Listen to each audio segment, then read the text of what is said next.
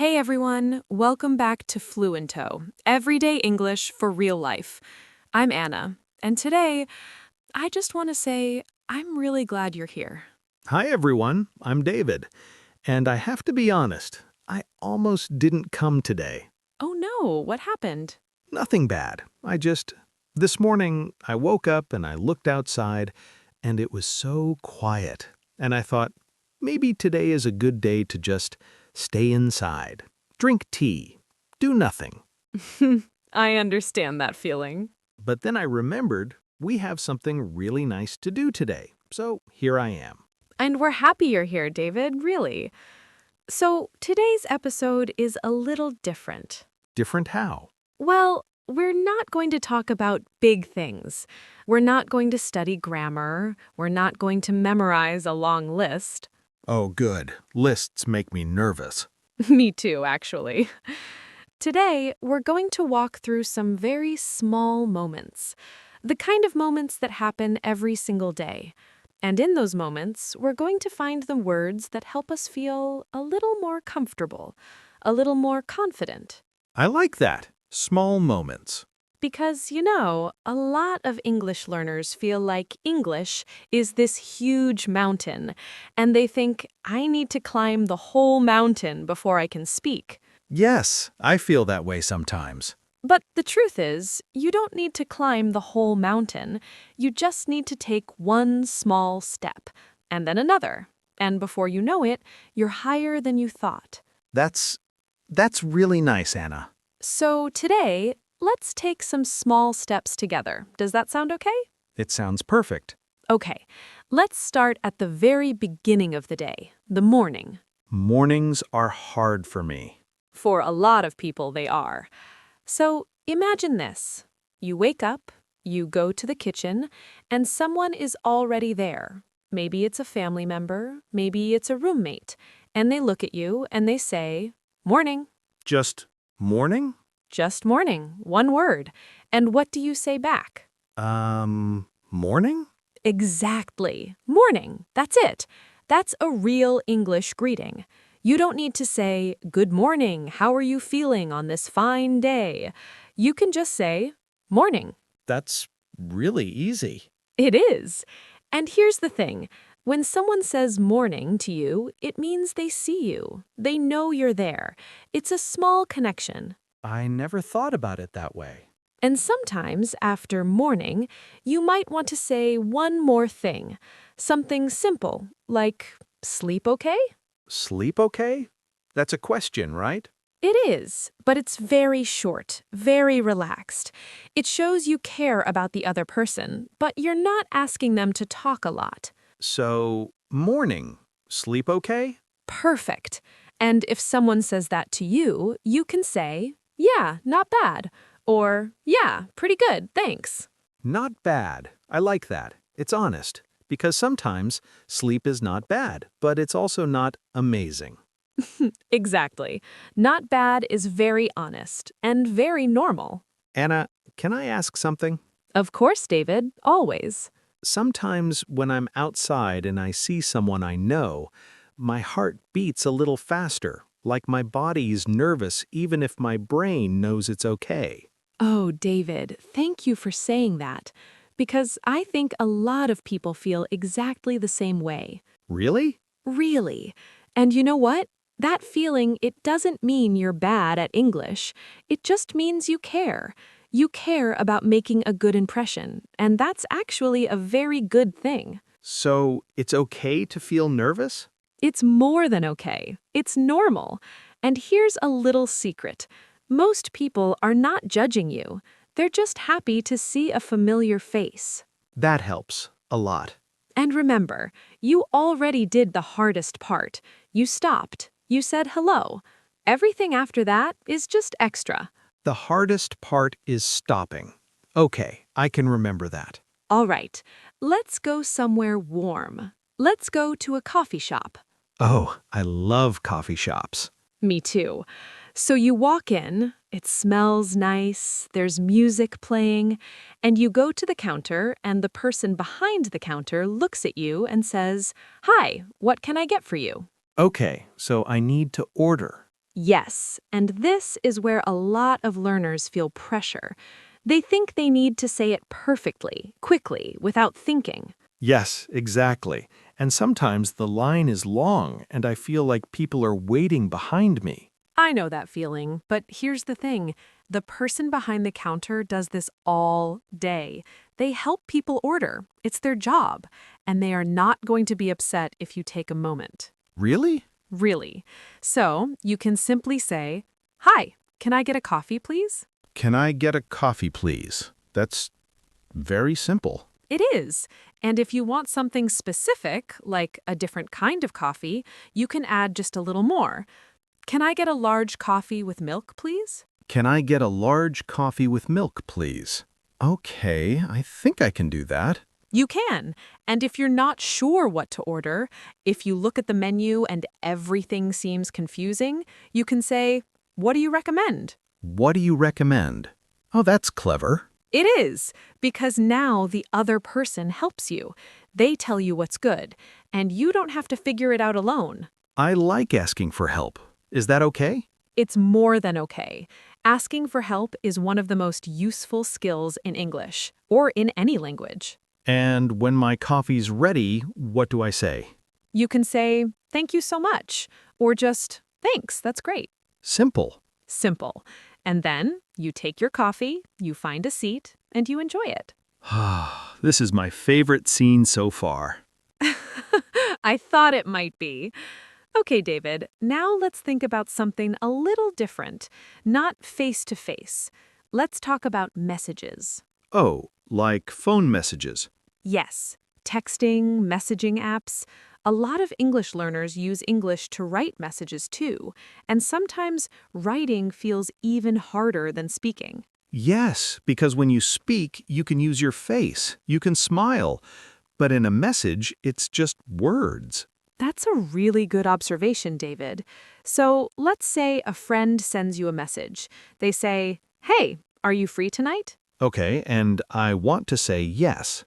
You can say, "Yeah, I think so. What's up?" What's up? Like, what's happening? Exactly. It means, "Tell me more. What are you thinking?"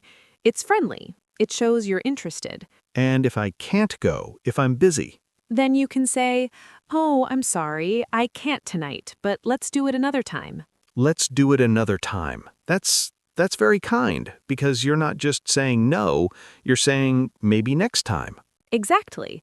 And that makes the other person feel good. They don't feel rejected. Anna, what if I want to start a conversation? Like I want to message someone first, but I don't know what to say. Ah, that's a good question. You can start with something very simple, like, "Hey, how have you been?" How have you been? That's like, I haven't talked to you in a while. How is your life? Yes, it's warm, it's caring, and it opens the door for them to share something. I think I can do that. Hey, how have you been? Perfect. See? You don't need long messages. Short is fine. Friendly is enough. David, let's take a little break from our scenes. Okay, a break sounds nice. I want to talk about something, about listening. Listening? Yes. When you're in a conversation, you don't always need to say something big. Sometimes the best thing you can do is just show that you're listening. How do you show that?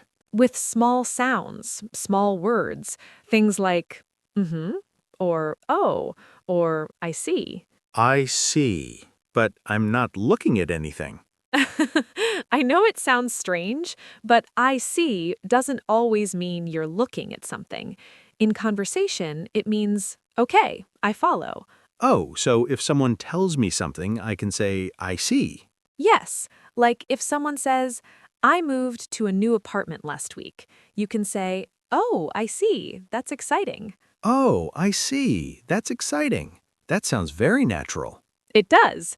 And another one, "Really?" Just "really," with a surprised or interested voice. Really?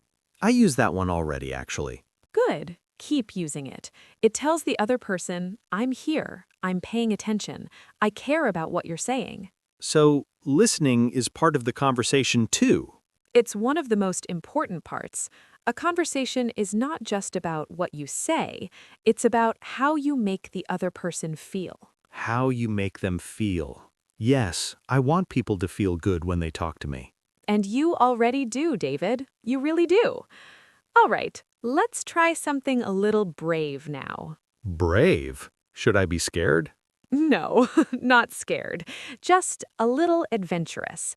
Let's imagine you're at a small gathering, maybe a friend's birthday, maybe a work event, and you see someone you don't know. Oh, this is the moment I always avoid.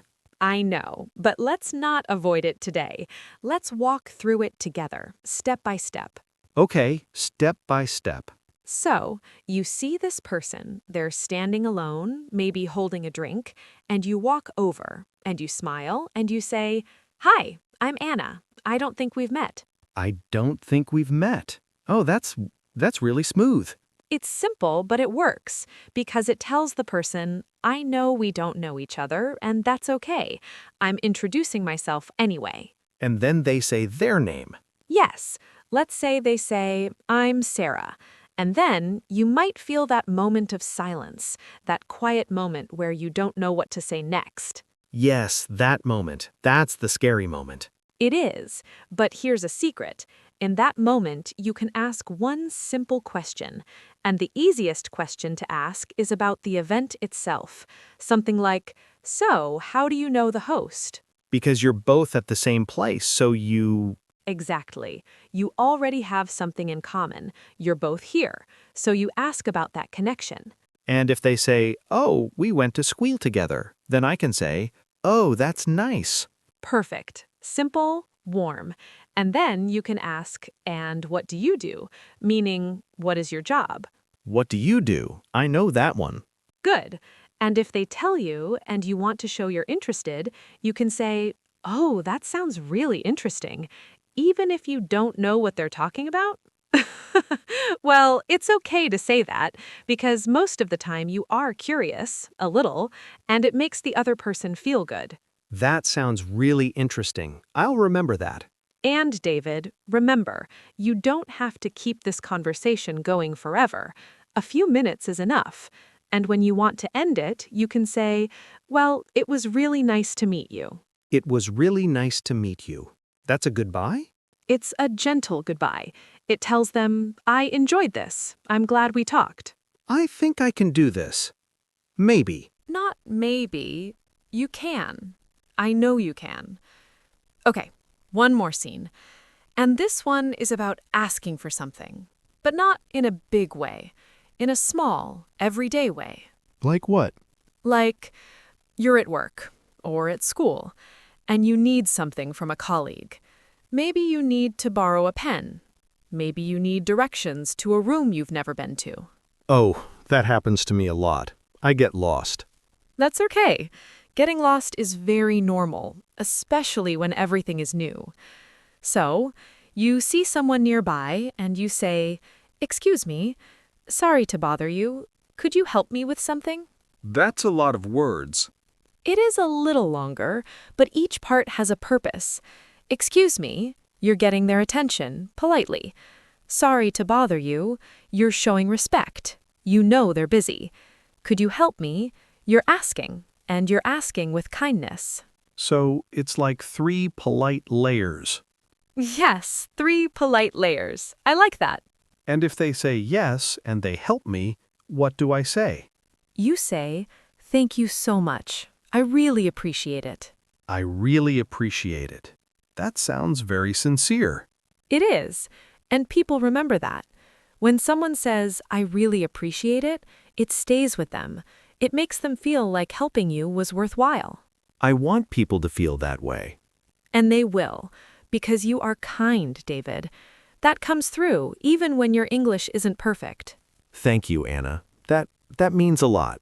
David, before we finish, I want to talk about one more thing. What is it? Mistakes. Oh, mistakes. My old enemy. I don't think mistakes are your enemy. I think they might be your best teacher. My best teacher? How? Well, think about it. Every time you make a mistake in English, it means you tried. You opened your mouth, you said something.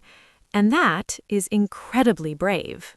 But sometimes the mistake is big. Like, I say something completely wrong and the person looks confused. And what happens next? Sometimes they ask me to say it again. And then? And then I try again, and maybe I say it better. See? The mistake led you to a better moment. You learned something. Not from a book, from life, from a real conversation. I never thought about mistakes like that. A lot of the best English speakers I know, they made thousands of mistakes, but they kept going. They didn't stop. And that's why they're so comfortable now. So I should just keep trying? Keep trying, keep speaking, keep making mistakes, because every single mistake is proof that you are learning. Every mistake is proof that I'm learning. Okay, I'll try to remember that. And one more thing. If you're in a conversation and you forget a word or you say something wrong, you can always say, "Sorry, let me think for a moment." Let me think for a moment. That's allowed?